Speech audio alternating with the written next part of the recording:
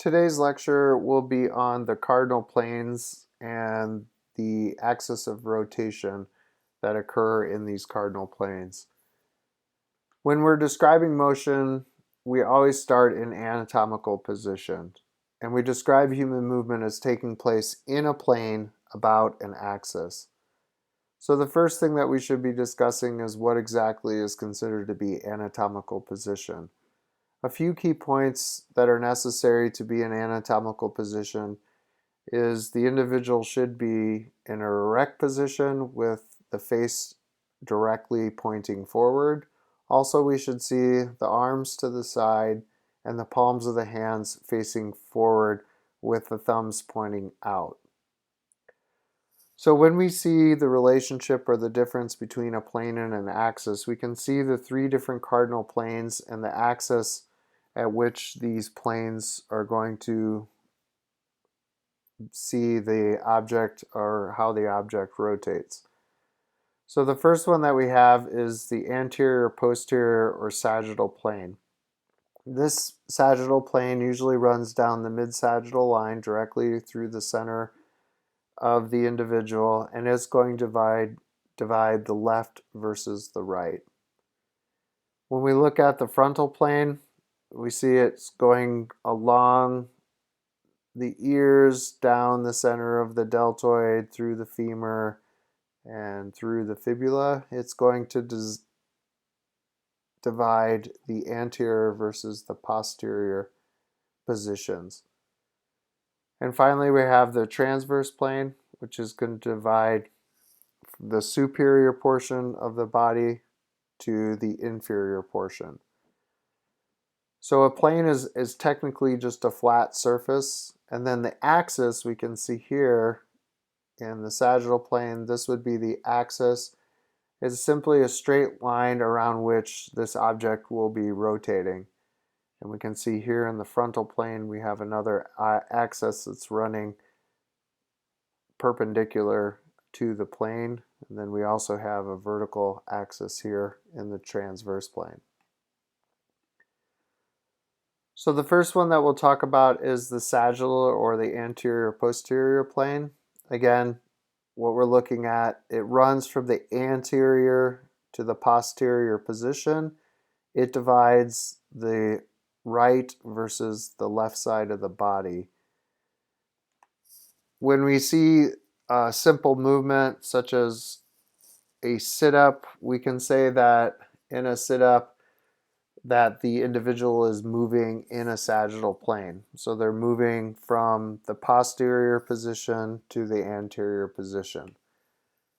We can also describe movement such as walking, as an individual is walking in a sagittal plane, or we can describe walking as a person is moving about a frontal or a horizontal axis. So in a frontal plane, what we have is a frontal axis that's going to lie perpendicular to the plane. Other examples include a squat or a simple leg raise. All these movements, such as walking, sit-ups, takes part or can be described as having some sort of flexion or extension. The next one we'll look at is the frontal or lateral, sometimes referred to as the coronal plane. It does go from the lateral aspect of one side of the body to the lateral aspect of the other side of the body. Its main division is going to divide the anterior versus the posterior position. We can describe the movement of a jumping jack as simply an individual is performing the jumping jack along the frontal plane, or we could say that the individual is moving about a frontal or horizontal axis.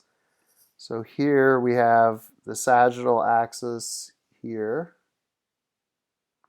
and we could say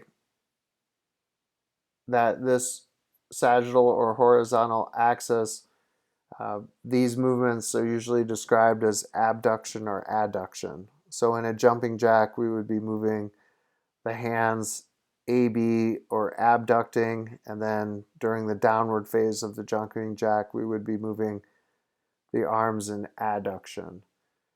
Another example, an easy way to remember the rotation or the axis of the horizontal axis is an individual performing a cartwheel.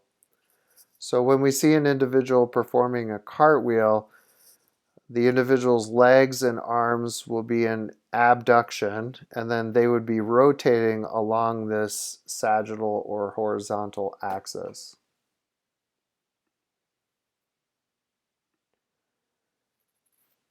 And the last one we see is movements that are in a transverse plane about a vertical axis. So when we see individuals moving in a transverse plane about a vertical axis, they usually involve some sort of rotation or spinning motion. So an example of an individual that is moving in a transverse plane about a vertical axis could include an ice skater performing a spinning motion. Other movements such as shaking your head, no, which involves a left and the right rotation. You're moving the head along the perpendicular vertical axis, and you're also moving the head along the plane of the transverse plane. Another example, like I mentioned earlier, is an ice skater performing a spinning motion. That would be a prime example of how an individual is moving along or spinning the body along this vertical axis.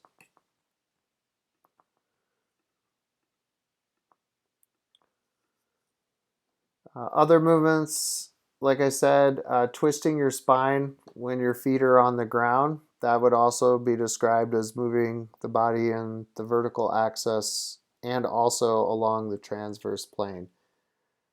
We tend to describe these movements in the vertical axis requiring some sort of rotational motion. So the last one that we see and the most complex is going to be the diagonal plane. So the diagonal planes usually involve movements along all three planes. So we'll see movements of the appendage in a throwing motion along the sagittal plane, the frontal plane, and also the transverse plane. So we see a combination of all the traditional planes, and they're capable of including one, two, or possibly all three. We see different types of diagonal planes. We have examples of a diagonal plane of motion, and then the axis is going to run perpendicular to these diagonal planes. We have high diagonal planes such as the throwing motion, and we have low diagonal planes such as the golf swing when the golf club makes contact with the ball.